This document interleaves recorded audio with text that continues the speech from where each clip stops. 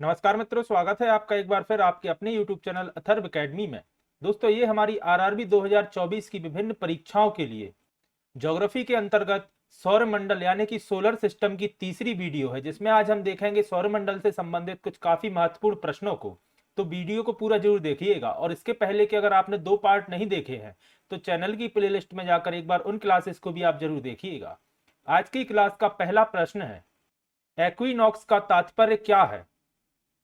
Option दिए गए हैं, दिन और रात समान अवधि के होते हैं, रात की अपेक्षा दिन लंबे होते हैं, दिन की अपेक्षा रात लंबी होती है, या वर्ष के सबसे छोटे दिन एवं रात होते हैं। तो याद रखिएगा, एक्विनॉक्स का तात्पर्य है वह तिथि जब दिन और रात समान अवधि के होते हैं। तो ऑप्शन नंबर ए इस प्रश्न का सही जवाब होगा। अगला प्रश्न है, दक्षिणी गोलार्ध में सबसे लंबा दिन कब होता है? ऑप्शन है 21 जून, 23 सितंबर, 21 मार्च या 22 दिसंबर। तो याद रखिएगा, दक्षिणी गोलार्ध में 22 दिसंबर का दिन सबसे लंबा होता है। तो ऑप्शन नंबर डी इस प्रश्न का सही जवाब है। अगला प्रश्न है, भूकक्ष तल पर भू अक्ष का झुकाव कितना है? यानी कि पूछा गया है पृथ्वी कितने अक्ष पर झुकी हुई है। ऑप्शन है 90 डिग्री, 23.5 डिग्री, 0 डिग्री या 66.5 डिग्री। तो याद रखिएगा, भूकक्ष तल पर भू अक्ष का झुकाव 66.5 डिग्री है। तो ऑप्शन नंबर डी इस प्रश्न का सही जवाब होगा।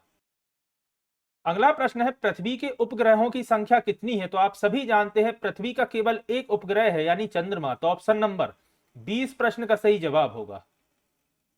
अगला प्रश्न है, 21 जून के दिन का प्रकाश उत्तरी ध्रुव पर दिखाई देता है, यानी कितना दिखाई देता है? ऑप्शन है 0 घंटे, 12 घंटे, 18 घंटे या 24 घंटे। तो याद रखिएगा, 21 जून के दिन उत्तरी ध्रुव पर 24 घंटे प्रकाश दिखाई देता है। तो ऑप्शन नंबर डी इस प्रश्न का सही आंसर होगा या जवाब होगा। अगला प्रश्न है, दूरी की दृष्टि से तृतीय क्रम कौन सा है? प्रश्न पूछना चाहिए था सूर्य की दूरी से दृष्टि से तृतीय क्रम कौन सा है। तो याद रखिएगा, अगर सूर्य से अपन काउंट करें तो पहले स्थान पर बुध है, दूसरे पर शुक्र, तीसरे पर पृथ्वी और चौथे पर मंगल, और इन्हें ही पार्थिव ग्रह कहा जाता है। और याद रखिएगा, प्रश्न में पूछा गया है तृतीय क्रम किसका है? तो याद रखिएगा, पृथ्वी तीसरे स्थान पर है। तो ऑप्शन नंबर सी इस प्रश्न का सही जवाब होगा। यह प्रश्न आरआरबी 2018 में पूछा गया था। अगला प्रश्न है, पृथ्वी अपने परिक्रमण मार्ग पर परिक्रमा करते हुए अपने अक्ष द्वारा कक्षा तल पर कितने डिग्री का कोण बनाती है? लगभग वही सेम प्रश्न है जो अभी अपन ने डिस्कस किया था कि कितने डिग्री पर झुकी हुई है। तो याद रखिएगा, 66.5 डिग्री पर पृथ्वी झुकी हुई है या 66.5 डिग्री का कोण बनाती है। अगला प्रश्न है, निम्न में से किन तिथियों को सूर्य की किरणें विषुवत रेखा यानी कि इक्वेटर पर सीधी पड़ती हैं? ऑप्शन है पूरे वर्ष, 21 मार्च को, 23 सितंबर को, और 21 मार्च तथा 23 सितंबर को। तो याद रखिएगा, साल में 2 बार 21 मार्च एवं 23 सितंबर को सूर्य की किरणें इक्वेटर पर सीधी पड़ती हैं। तो ऑप्शन नंबर डी इसका सही जवाब होगा। अगला प्रश्न है, निम्नलिखित में से कौन सा तारा पृथ्वी के सर्वाधिक समीप है? तो याद रखिएगा, तारा पूछा गया है और हमारे सौर मंडल का तारा है सूर्य, यानी कि ऑप्शन नंबर सी इस प्रश्न का सही जवाब होगा। और अगर प्रश्न आता है कि सूर्य के अलावा दूसरा तारा कौन सा है जो सबसे नजदीक है, तो याद रखिएगा, प्रॉक्सिमा सेंटोरी सूर्य के बाद पृथ्वी के समीप दूसरा तारा है। अगला प्रश्न है, यह किसने सर्वप्रथम प्रतिपादित किया कि सूर्य हमारे सौरमंडल के केंद्र में है और पृथ्वी उसकी परिक्रमा करती है? ऑप्शन है न्यूटन, गैलीलियो, पाणिनी या कोपरनिकस। तो याद रखिएगा, यह सबसे पहले कोपरनिकस ने कहा था कि सूर्य हमारे सौरमंडल के केंद्र में है और पृथ्वी उसकी परिक्रमा करती है।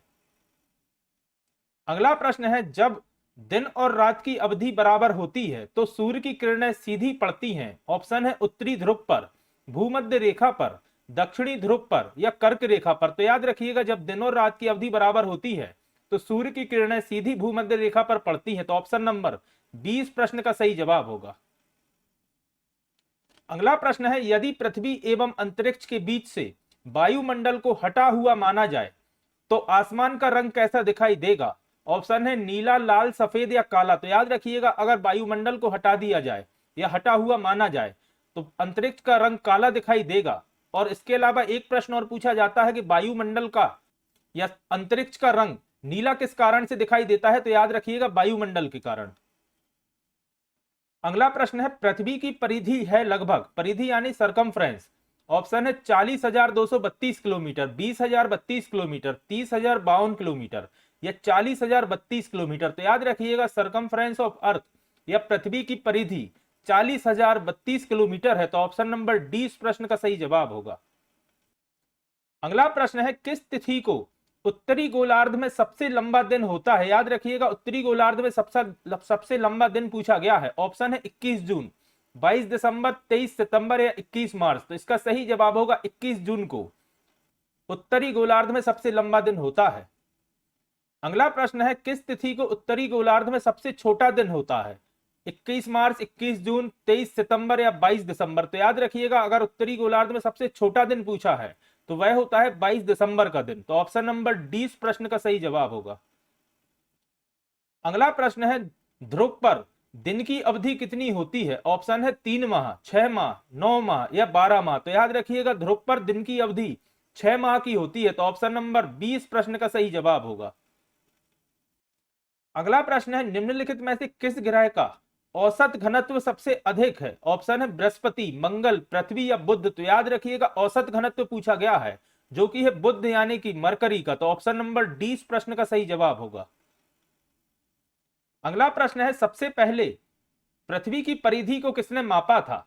ऑप्शन है हिकेटियस, हेरोडोट्स, अरस्तु या इरेक्टोस्थनीज। तो याद रखिएगा पृथ्वी की परिधि को सबसे पहले इरेक्टोस्थनीज ने मापा था। तो ऑप्शन नंबर डी इस प्रश्न का सही जवाब होगा। अगला प्रश्न है पृथ्वी का ध्रुवीय व्यास और विषुवतीय व्यास में कितना कम है, यानी ध्रुवीय व्यास से विषुवतीय व्यास कितना कम है। ऑप्शन है 25 किलोमीटर, 43 किलोमीटर, 80 किलोमीटर या 30 किलोमीटर। तो लगभग 42 और 43 किलोमीटर के लगभग यह अंतर होता है ध्रुवीय व्यास और विषुवतीय व्यास के अंतर। इसके अलावा याद रखिएगा 12,714 किलोमीटर है ध्रुवीय व्यास और 12,756 किलोमीटर है विषुवतीय व्यास। तो इनका अंतर लगभग 42 दशमलव कुछ किलोमीटर आता है। ये 12,756 दशमलव कुछ है। तो इसका सही जवाब होगा 43 किलोमीटर, क्योंकि लगभग पूछा गया है।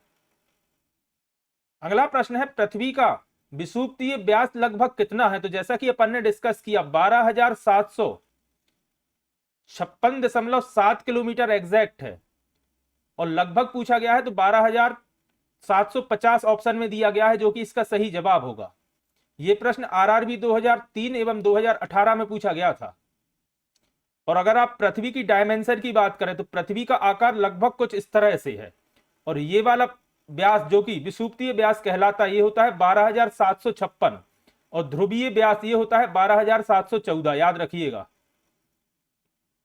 और इसके अलावा एक प्रश्न और आता है कि पृथ्वी का औसत व्यास कितना है, एवरेज डायमीटर। याद रखिएगा 12,742 किलोमीटर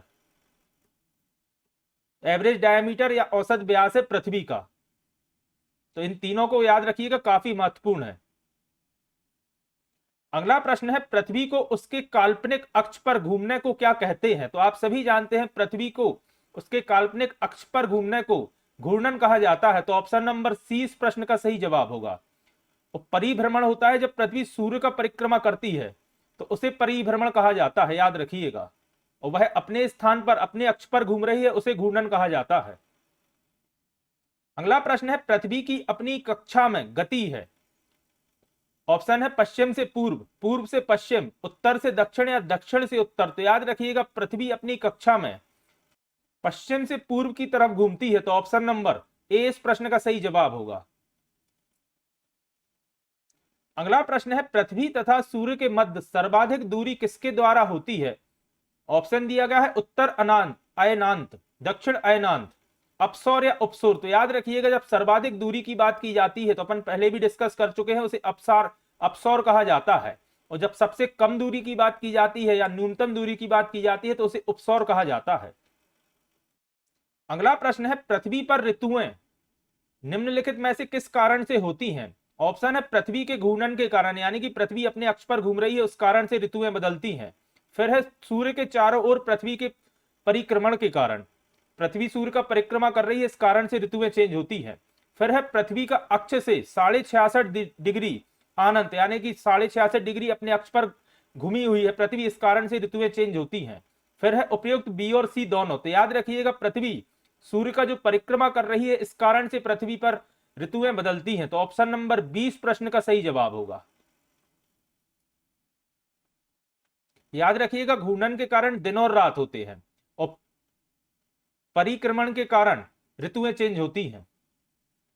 अगला प्रश्न है निम्नलिखित में से पृथ्वी से आकार में छोटा ग्रह कौन सा है। ऑप्शन है अरुण एवं मंगल, वरुण एवं शुक्र, शुक्र एवं मंगल और वरुण एवं मंगल। तो याद रखिएगा इसमें अरुण वरुण यानी कि नेपच्यून एवं यूरेनस यह दोनों ग्रह पृथ्वी से बड़े हैं, लेकिन शुक्र और मंगल यानी वीनस एवं मार्स पृथ्वी से छोटे ग्रह हैं। तो ऑप्शन नंबर सी इस प्रश्न का सही जवाब होगा।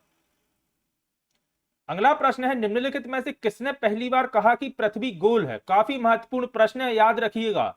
सबसे पहले एरिस्टोटल ने कहा था कि पृथ्वी गोल है और कोपरनिकस ने कहा था पृथ्वी सूर्य का चक्कर लगा रही है। तो इन दोनों के नाम याद रखिएगा। अगला प्रश्न है पृथ्वी की धुरी कैसी है। तो आप सभी जानते हैं पृथ्वी की धुरी झुकी हुई है। बाकी ऑप्शन दिया है ऊर्ध्वाधर, क्षैतिज या वक्री। तो याद रखिएगा पृथ्वी की धुरी झुकी हुई है। अगला प्रश्न है पृथ्वी के अतिरिक्त किस ग्रह पर वायुमंडल पाया जाता है। तो याद रखिएगा पृथ्वी के अतिरिक्त मंगल ग्रह पर वायुमंडल पाया जाता है। तो ऑप्शन नंबर 20 प्रश्न का सही जवाब होगा। याद रखिएगा मंगल ग्रह पर गैसों के समीकरण अलग हैं लेकिन वायुमंडल मौजूद है। इसके अलावा बुध एवं शुक्र सूर्य के अधिक नजदीक होने के कारण इन पर वायुमंडल नहीं है और बृहस्पति एक गैसीय ग्रह है। अगला प्रश्न है लाल रंग का दिखाई देने वाला ग्रह कौन सा है। तो यह प्रश्न भी दोस्तों पहले कई एग्जाम से पूछा जा चुका है, लेकिन आप सभी जानते होंगे कि मंगल ग्रह लाल रंग का दिखाई देने वाला ग्रह है। तो ऑप्शन नंबर सी इस प्रश्न का सही जवाब होगा। अगला प्रश्न है पृथ्वी के अतिरिक्त किस ग्रह पर ऋतु परिवर्तन संभव है। तो वायुमंडल होने के कारण मंगल ग्रह पर ऋतु परिवर्तन संभव है। तो ऑप्शन नंबर सी इस प्रश्न का सही जवाब होगा। और इसके अलावा याद रखिएगा मंगल ग्रह अपने अक्ष पर लगभग पृथ्वी जितना झुका हुआ है, तो इस कारण से भी मंगल ग्रह पर ऋतु परिवर्तन संभव है। और मंगल ग्रह सूर्य की एक परिक्रमा 687 दिन में पूरा करता है, इसे भी याद रखिएगा।